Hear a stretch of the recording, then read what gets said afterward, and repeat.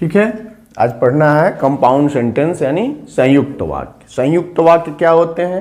तो संयुक्त वाक्य में एक principal clause,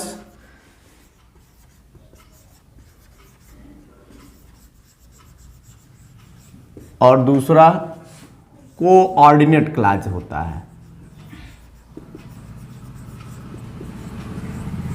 coordinate clause, principal clause को प्रधान उपवाक्य कहते हैं और कोऑर्डिनेट क्लॉज को सहयोगी उपवाक्य कहते हैं।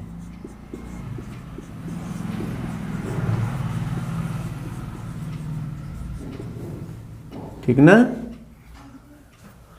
इसमें जो है क्लॉज बनाने के लिए आपको पता है कि प्रिंसिपल क्लॉज बिना कंजक्शन का होता है और कोऑर्डिनेट या सबऑर्डिनेट क्लॉज ये दोनों ही कंजक्शन से बनते हैं। कंजक्शन यानी जो है या तो सबऑर्डिनेटिंग कंजक्शन होगा, कंजक्शन दो प्रकार के होते हैं, या तो सबऑर्डिनेटिंग या कोऑर्डिनेटिंग। सबऑर्डिनेटिंग कंजक्शन से सबऑर्डिनेट क्लॉज जो प्रिंसिपल क्लॉज के साथ मिलता है तो कॉम्प्लेक्स सेंटेंस बनाता है, और कोऑर्डिनेटिंग कंजक्शन से कोऑर्डिनेट क्लॉज जो प्रिंसिपल क्लॉज के साथ मिलता है तो कंपाउंड सेंटेंस बनाता है। अंतर दोनों सेंटेंसेस में, चाहे वो कॉम्प्लेक्स हो या कंपाउंड हो, दोनों सेंटेंसेस में अंतर किसका है? कंजक्शन का। तो अब अभी आपने कॉम्प्लेक्स सेंटेंस पढ़ा, कॉम्प्लेक्स सेंटेंस में नाउन क्लॉज, एडजेक्टिव क्लॉज और एडवर्ब क्लॉज के कंजक्शंस पढ़ा। जो ये तीनों क्लॉजेस के कंजक्शंस हैं वो सबऑर्डिनेटिंग है और वो सबऑर्डिनेट क्लॉज बनाते हैं, इसीलिए जब वो प्रिंसिपल क्लॉज के साथ जुड़ते हैं तो वो कॉम्प्लेक्स सेंटेंस बनाते हैं। अब हम पढ़ेंगे कि कोऑर्डिनेट क्लॉज बनाने के लिए हमें कंजक्शन की जरूरत है। कौन से? कोऑर्डिनेटिंग। कौन सा कंजक्शन चाहिए? कोऑर्डिनेटिंग कंजक्शन चाहिए।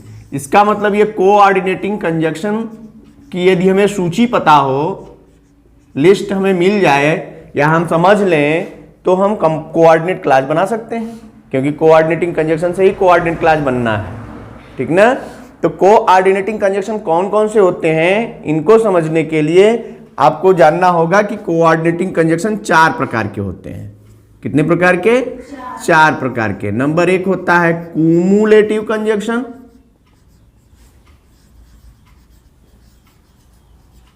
क्यूमुलेटिव कंजक्शंस, जिसको कहते हैं हिंदी में जोड़ बताने वाले कंजक्शन। क्या? जोड़ बताने वाले conjunctions.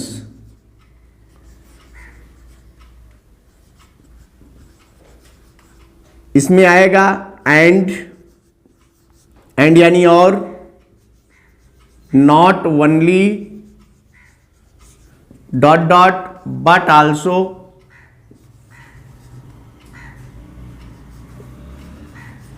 not only but also,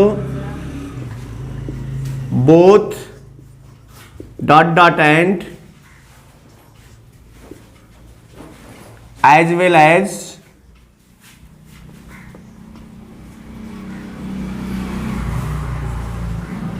है ना? ये कंजक्शंस क्या बताते हैं? ये आपको जोड़ बताते हैं। ये जोड़ बताना मतलब क्या है? तो जब भी हम, चूंकि हम यहां पढ़ क्या रहे हैं, सिंथेसिस। सिंथेसिस का मतलब होता है वाक्य संश्लेषण, यानी 2 या 2 से अधिक वाक्यों को जोड़ रहे हैं हम। तो जोड़ते समय कब इन कंजक्शन का प्रयोग करेंगे? तो जब हमारे सामने 2 क्लॉजेस, 2 सेंटेंसेज होंगे जो इस तरह से होंगे। जब हमारे पास 2 क्लॉज मिलेंगे तो उसमें 2 सेंटेंस होंगे, 2 सेंटेंस होंगे तो वो 2 क्लॉज बनेंगे ना। तो जब ये 2 सेंटेंसेज हमारे सामने होंगे तो इन दोनों को जोड़ते समय हमें ये देखना होगा कि इन दोनों क्रियाओं का संबंध क्या है।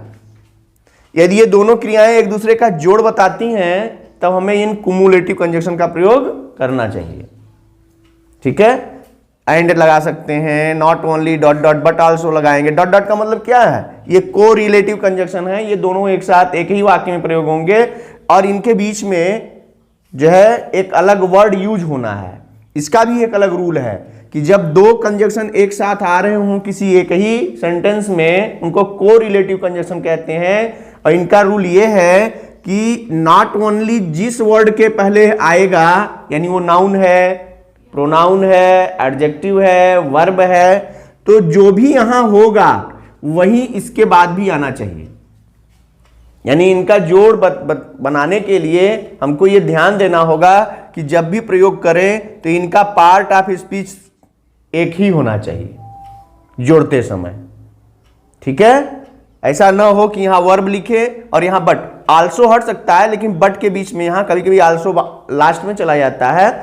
जैसे बोथ और एंड है तो इसमें तो दो वर्ड हैं, तो इसमें भी वही बात है कि जो भी कोरिलेटिव, यानी जब दो कंजक्शंस एक साथ आएंगे तो उन कंजक्शंस को यूज करते समय ये सावधानी बरतनी है कि पहला वाला जो पार्ट है यदि वो किसी पार्ट ऑफ स्पीच के पहले है तो वही पार्ट ऑफ स्पीच आगे भी हमको प्रयोग करना है। ऐसा न हो कि ये नाउन के पहले हो गया और ये वर्ब के पहले हो गया।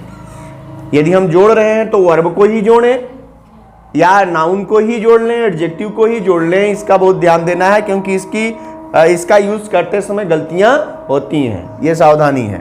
फिलहाल यहां हम समझेंगे कि कुमुलेटिव कंजक्शन का प्रयोग कब करना है, जब ये दोनों क्रियाएं आपस में जोड़ बता रही हों।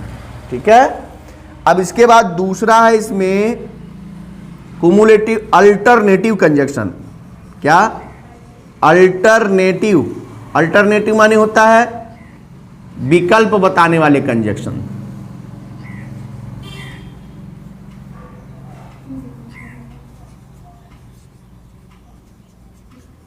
इसको क्या कहेंगे? विकल्प बताने वाला।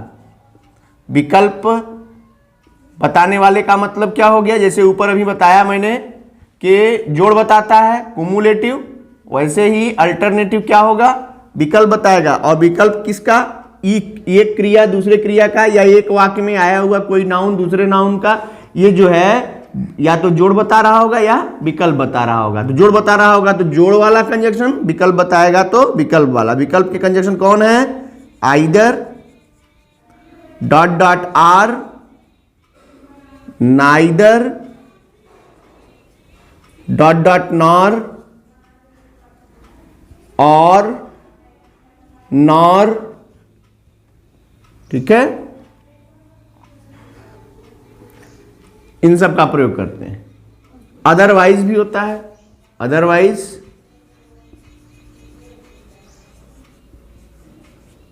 ना, इल्स भी है ना, अन्यथा के लिए प्रयोग होता है। आइदर या तो या, ना तो ना, और नॉर या, अदरवाइज अन्यथा, और इल्स माने अन्यथा के अर्थ में प्रयोग किया जाएगा। यानी इनका प्रयोग कब करना है? अल्टरनेटिव कब आएगा? जब एक क्रिया दूसरी क्रिया का विकल्प बता रही हो, या एक वाक्य दूसरे वाक्य के विकल्प के रूप में प्रयोग किया जा रहा हो, तो हमको अल्टरनेटिव कंजक्शन प्रयोग करने हैं। क्लियर? तीसरा कंजक्शन बनेगा एडवर्सेटिव।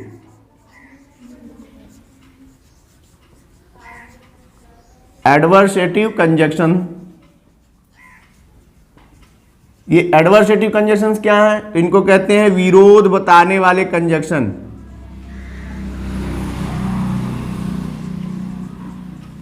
विरोध बताने वाले कंजक्शन। विरोध बताने वाले कंजक्शन कौन कौन से हैं? But, yet, still, nevertheless, however, है ना? हाउएवर नहीं है क्या? हाउएवर, ये सब क्या है? But, yet, still, nevertheless, however, ये सब विरोध। अब इनका हिंदी अर्थ पे नहीं आना है हमको।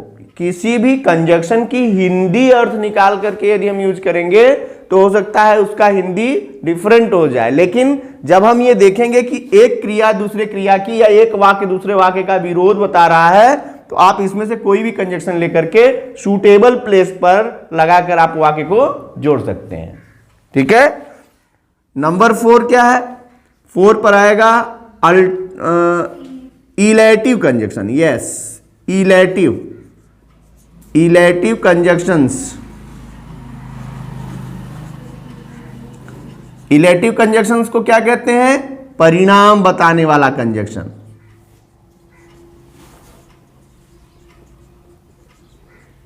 ठीक है। परिणाम बताने वाले कंजक्शन कौन कौन से होते हैं? तो इसमें आता है शो,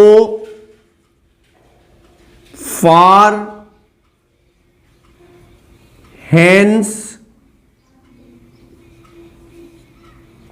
देयरफॉर ना, इसलिए शो, फॉर, हेंस, देयरफॉर, ये कंजक्शन क्या बताते हैं? ये परिणाम यानी अब इनका प्रयोग कहां करना है भाई? इनका प्रयोग कहां करना है? जब एक वाक्य दूसरे वाक्य का परिणाम बता रही हो तो उसमें कौन सा कंजक्शन लगा देंगे? इलेटिव कंजक्शन लगा देंगे। ठीक है। अब ये चार कंजक्शंस आपको दिमाग में रखने हैं, यानी कंपाउंड सेंटेंस बनाते समय ये जो चार कंजक्शन आपने पढ़ा वो कंजक्शन क्या कहलाते हैं? Coordinating conjunctions. और जब हम दो वाक्यों को जोड़ते समय इन कंजक्शन का प्रयोग करेंगे तो वो क्लास जो बनेगा उसको क्या कहेंगे? Coordinate class. और कोऑर्डिनेट क्लास को जब हम प्रिंसिपल क्लास के साथ जोड़ते हैं तो एक नया सेंटेंस तैयार हो जाता है और वो है कंपाउंड सेंटेंस। यही प्रक्रिया है। ठीक है, फुल समझ में आ गया ना? अब इनको हम जोड़ करके देखेंगे। सेंटेंस बोलो। दैट क्रिएचर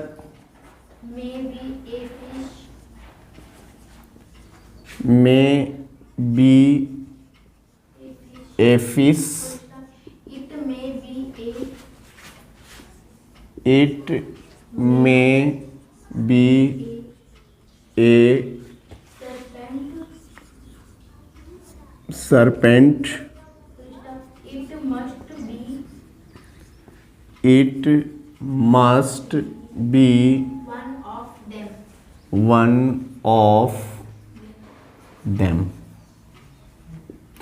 इसमें तीन सेंटेंसेज हो गए। तीन सेंटेंसेज हैं तो ये जो है कहा क्या रहा है कि वह क्रिएचर यानी कोई प्राणी है जो मछली भी हो सकती है। इट में बी सरपेंट, ये सर्प भी हो सकता है। It must be one of them, ये इनमें से कोई एक हो सकता है। इसका मतलब सीधा सीधा क्या है? विकल्प की बात हो रही है कि वो सांप भी हो सकता है और वो मछली भी हो सकती है। ठीक है, तो अब इसमें विकल्प ले लेंगे तो विकल्प के लिए कौन सा conjunction? Either or. Either or किसके साथ लगेगा? वही को रिलेटिव कंजक्शन। भाई हमारी बात हो रही ना, बताया मैंने कि जब को रिलेटिव कंजक्शन यानी दो कंजक्शन एक साथ आ रहे हैं तो उनको प्रयोग करते समय सावधानी बरतनी है कि जिस शब्द के पहले पहला वाला, जिस तरह के पार्ट ऑफ स्पीच के पहले पहला कंजक्शन प्रयोग करेंगे उसी तरह के पार्ट ऑफ स्पीच के साथ दूसरा भी लगाना है। जैसे अब यहीं पर देखो किसकी कौन कौन विकल्प की बात हो रही है? ए फिश या एक सरपेंट। तो फिश भी नाउन और सरपेंट भी नाउन। इसका मतलब पहला आइदर लगाएंगे किसके साथ? फिश के साथ, और लगाएंगे सरपेंट के साथ, तो हो जाएगा ना विकल्प में। यानी इसको जब हम लिखेंगे तो हो जाएगा दैट क्रिएचर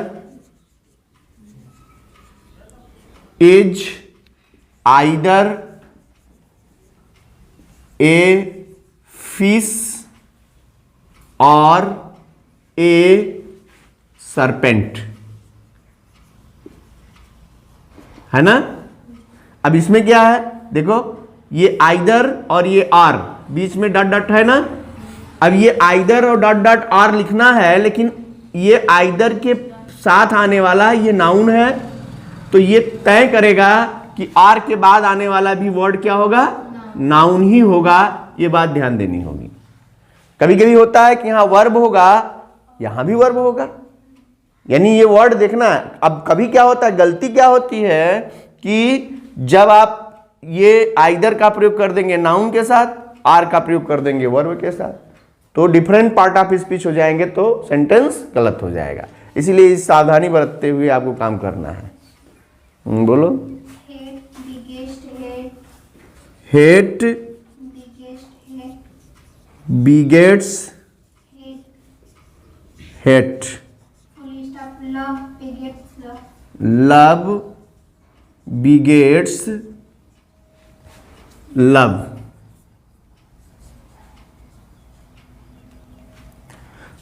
घृणा से घृणा पैदा होती है और प्रेम से प्रेम पैदा होता है। तो हुआ नहीं भाई? अब ये दोनों हेट बिगेट्स हेट, बट भाई ये लव क्या है और ये बट क्या, दोनों एक ही तरह हो गए हुआ। क्रियाएं जो है दोनों क्या हैं? एक ही है, जोड़ बता रही हैं, तो इसका मतलब एंड से जोड़ दीजिए, तो क्या हो जाएगा, love begets hate begets hate and love begets love. नहीं हो गया? घृणा से घृणा पैदा होती है और